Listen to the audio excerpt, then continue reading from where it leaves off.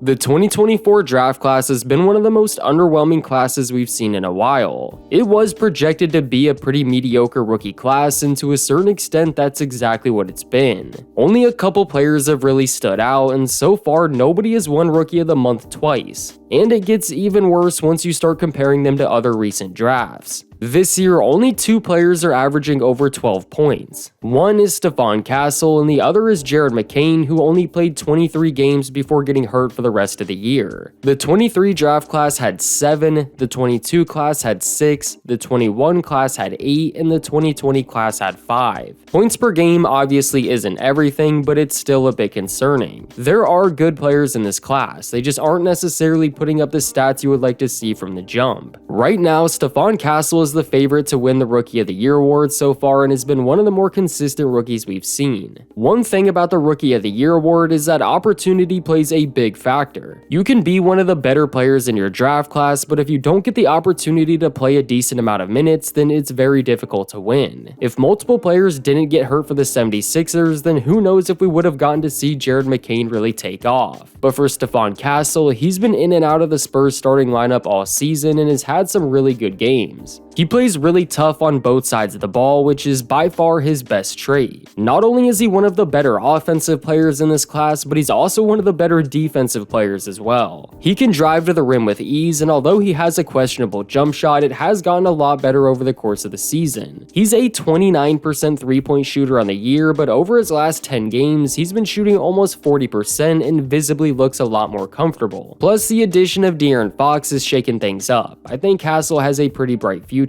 Another player we're starting to see break out is Kel'el Ware. He went from not really playing very much in the first half of the season to an every game starter. There's still games where he plays less than others, but he's a 7-foot big that can also decently stretch the floor. And now that he's playing the 5, that allows Bam Adebayo to drop down to the 4, where I think he fits a lot better. Ware's another guy that can contribute on both sides of the floor. He's had a few 20-point games already and has several games with 10+ rebounds. Getting him at pick 15 was definitely a steal. And I guess this is where I'll talk about McCain, who is another massive steal. While basically every important player for the Sixers was hurt, Jared rose to the occasion in a big way. There was a 12-game stretch where he averaged 22 points, 3 rebounds, and 3 assists while shooting borderline 50-40-90. He was coming off the bench for half of those games too. Jared's an extremely good scorer and played with a ton of confidence for a rookie. In the small amount of games he was actually able to play in, he showed his ability to score in a million different ways and was an absolute game changer. Unfortunately though, he does play for the 76ers, who are just constantly cursed with injuries at this point. He obviously was the frontrunner for Rookie of the Year, and I expect him to pick up right where he left off next season. But now let's talk about the 2 Grizzlies rookies, Edey and Jaylen.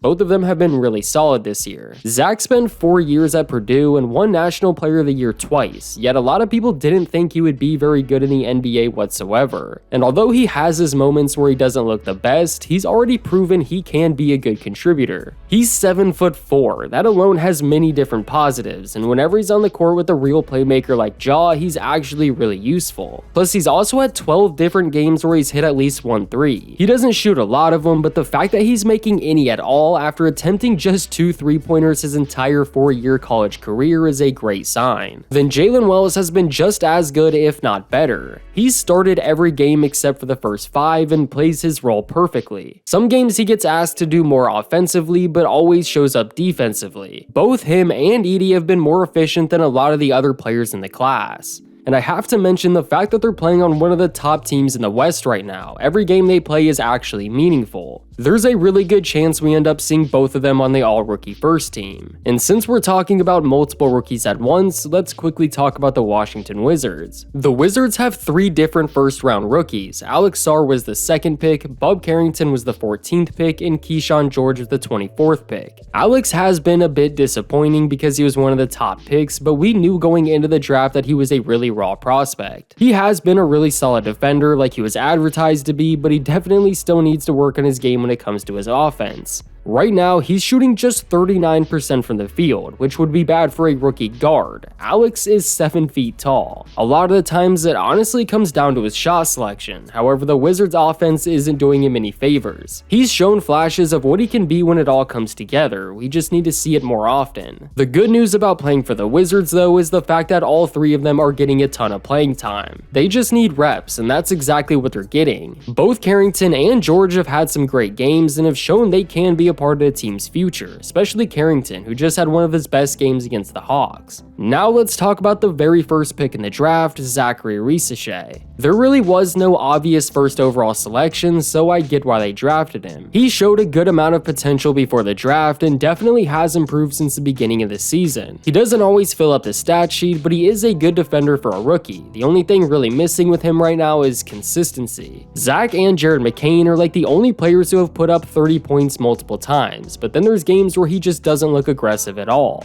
I actually really like the way he plays for the most part. In his last 8 games after coming back from injury heading into the All-Star break, he's averaged 16 points on 60% from the field and almost 50% from 3. I don't expect him to continue shooting like that, but if he can keep up that kind of aggression and somewhat maintain that shooting, then he could be really good. Cause like I said, he's had games and he's shown flashes offensively that he can be a good scorer. He just needs to keep that mentality all the time, especially playing alongside Trae Young. The final name I'll highlight before briefly covering a few others is Yves Missi. Despite all the chaos going on in New Orleans, Missi has been a nice surprise. He's a very raw player and had a lot of question marks heading into the draft, but has turned out to be a really nice contributor. The dude is a beast. He's one of those guys that can dunk everything and could probably pull down the entire hoop if he wanted to. He even had a pretty wild dunk over Zach Edey. He's not much of a scorer, but he definitely has his nights and can block anything that comes near him. He's just a freak athlete in general. But now that we talked about some of the more impactful rookies, let's quickly go over some guys I haven't mentioned yet.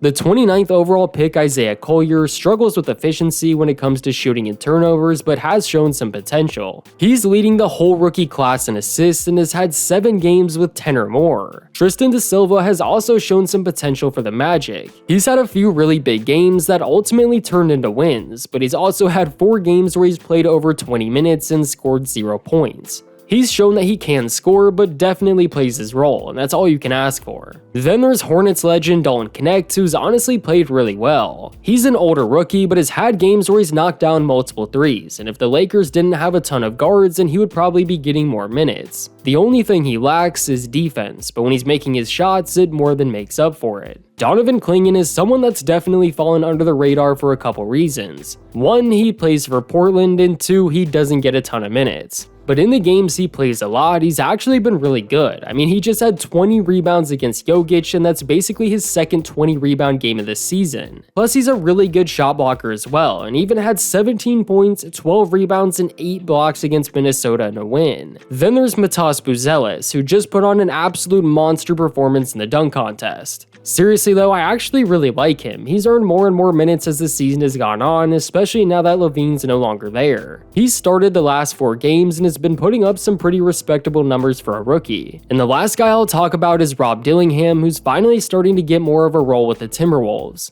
He's still definitely not the most consistent, but he has all the tools in the world to become a really good player. He's super shifty and can be an underrated playmaker at times. He still has to improve in other areas, however the sky's the limit for him if he can put it all together. But that's about every player I wanted to talk about. I know there's a few others I could have mentioned, I just don't want to go on for too long. This class is underwhelming for sure, but there are a lot of good players. There's not a ton of superstar caliber players, but lots of guys that can play their role and will have solid careers because of it. These guys are still rookies. There's a lot of time for them to grow, and although they might look underwhelming right now, who knows what they might look like in a few years' time. But let me know what you guys think about this rookie class in the comments, and please leave a like on the video to support the channel. Also subscribe if you're new for more basketball videos just like this one.